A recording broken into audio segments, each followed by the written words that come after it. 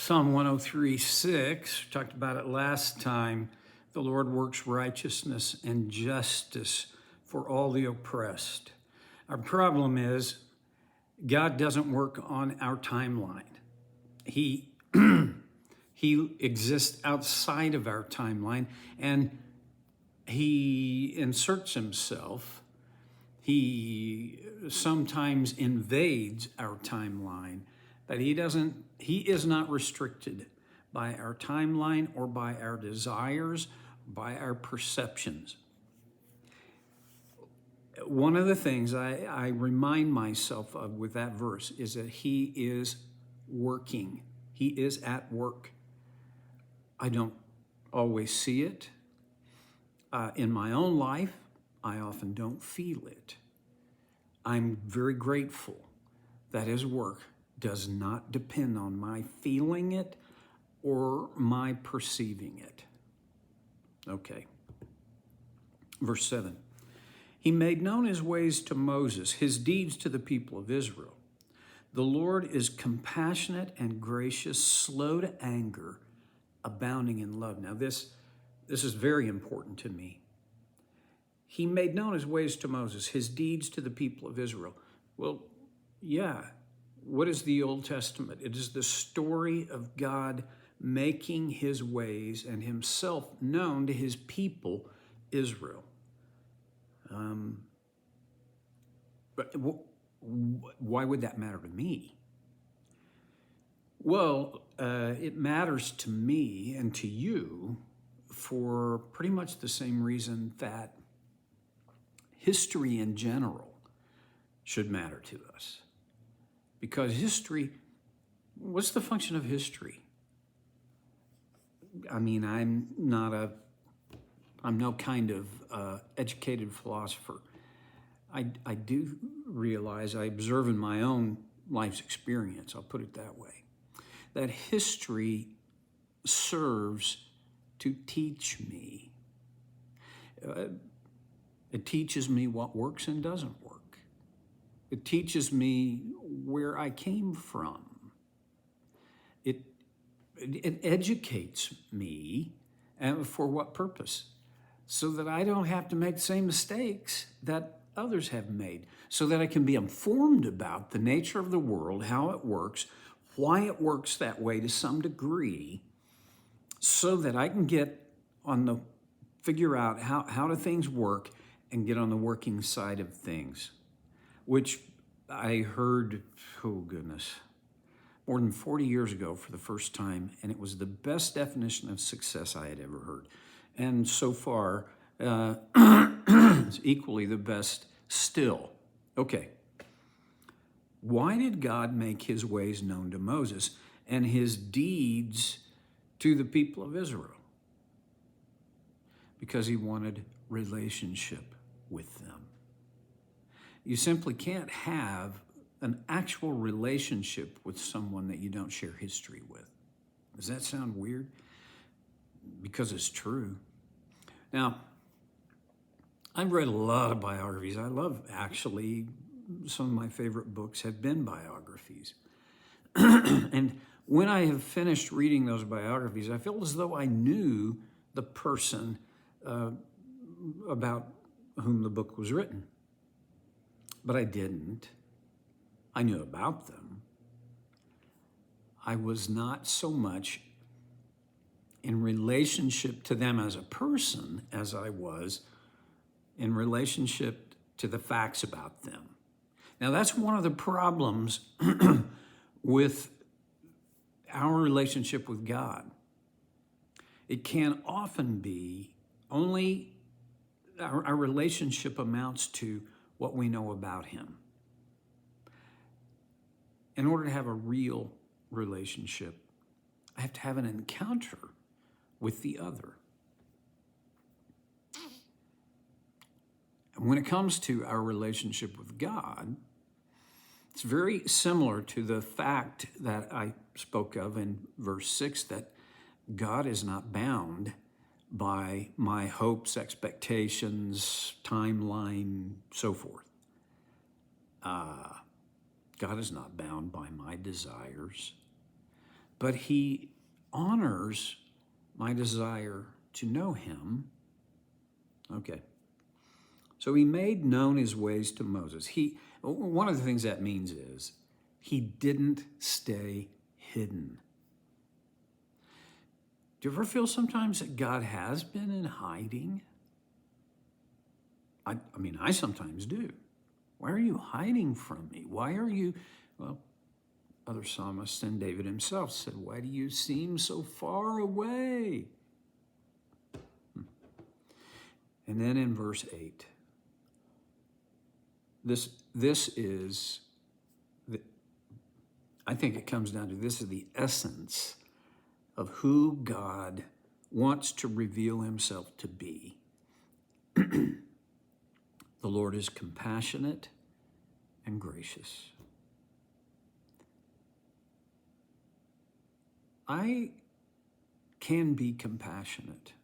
I think a lot of times I am, but there are times I'm not compassionate. I find it difficult to be compassionate to people who are getting what they deserve, right? All right, you are where you are because of choices you made.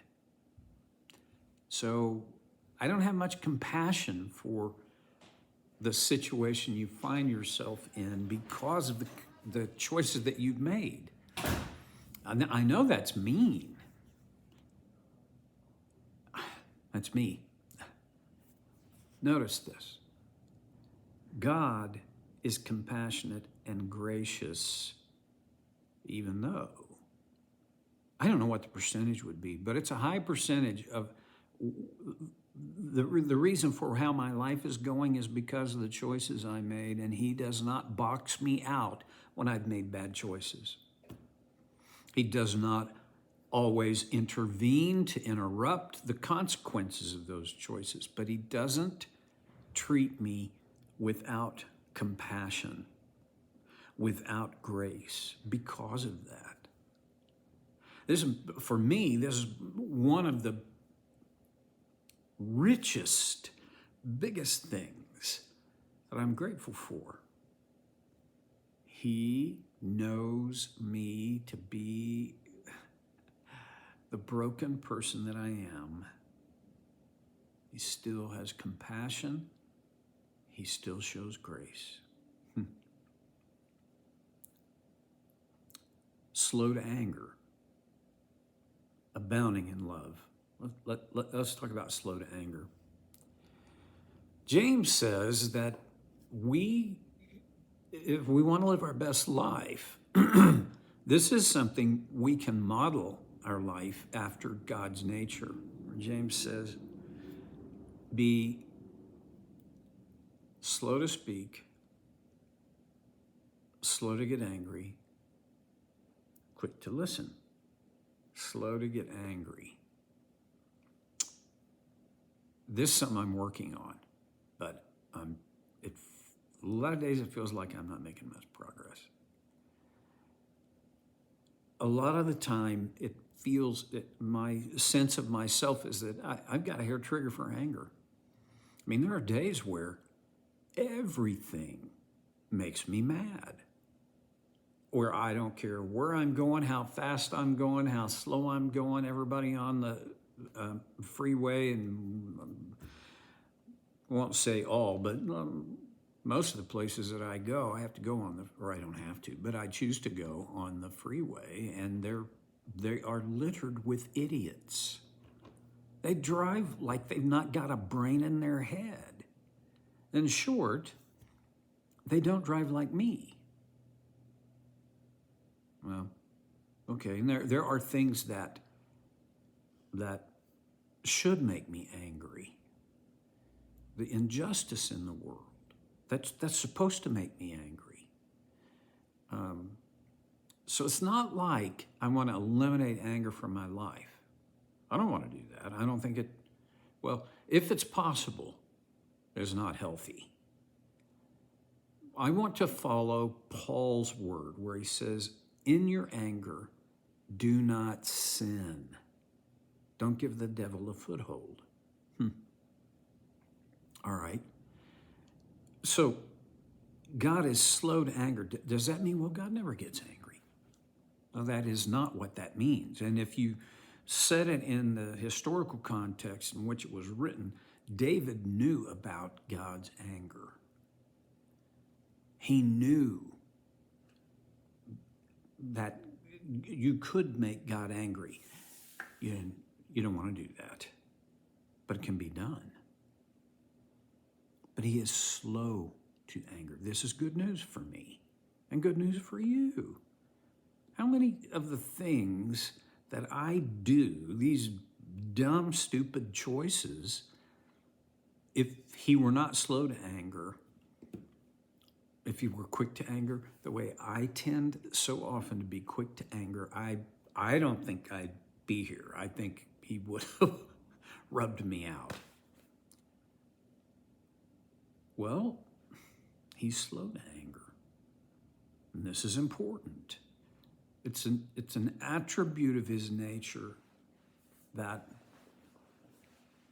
my life is enriched when I imitate it. Abounding in love. What does it mean to abound in anything? It's not a real conversational word anymore, is it? But it's not a hard word to understand. To abound means to have more than you need or more than is necessary. Look in your closet. I bet your closet abounds.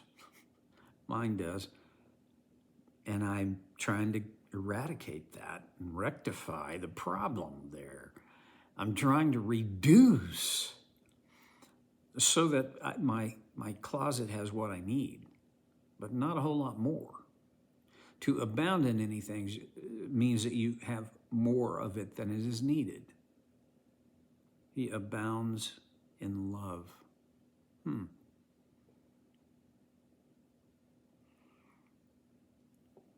I mean, I could go on and on and on about that, but I don't need to, because you already know.